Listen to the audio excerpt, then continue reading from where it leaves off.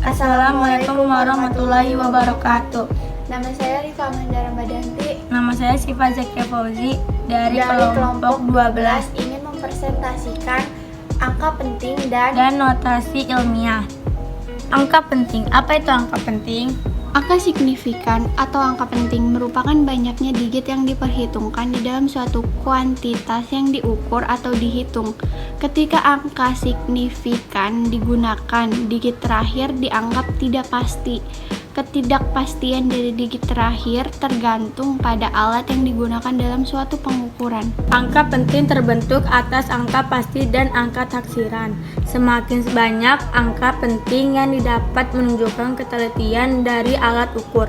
Angka penting didapat dari hasil pengukuran, sedangkan angka eksak didapatkan dari hasil menghitung atau membilang. Aturan atau ketentuan angka penting. Berikut beberapa aturan yang harus diperhatikan dalam menulis angka penting. Pertama, angka penting terdiri dari semua angka yang bukan nol, diantaranya 1, 2, 3, 4, 5, 6, 7, 8, dan 9. Sebagai contoh, angka 12,455 terdiri dari 5 angka penting. Yang kedua, angka 0 yang ditulis di belakang angka bukan 0 tidak dianggap sebagai angka penting. Sebagai contoh, angka 21.000 memiliki dua angka, yaitu 2 dan 1.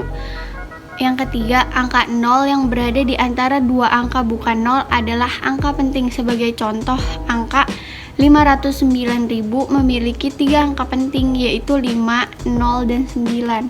Aturan menghitung penjumlahan dan pengurangan. 115,7 ditambah 12,31 ditambah 0,813 sama dengan 128,823. Hasil penjumlah tersebut memiliki tiga angka taksiran, 8,2 dan 3. Kita harus membulatkannya menjadi satu angka taksiran, maka hasil akhirnya adalah 128,8. Perkalian dan pembagian. 0,527 dikali 0,3 sama dengan 0,1581. Hasil perkalian tersebut memiliki 4 angka taksiran, yaitu 1,5, 8, dan 1. Kita harus membulatkannya menjadi satu angka taksiran, maka hasil akhirnya adalah 0,1.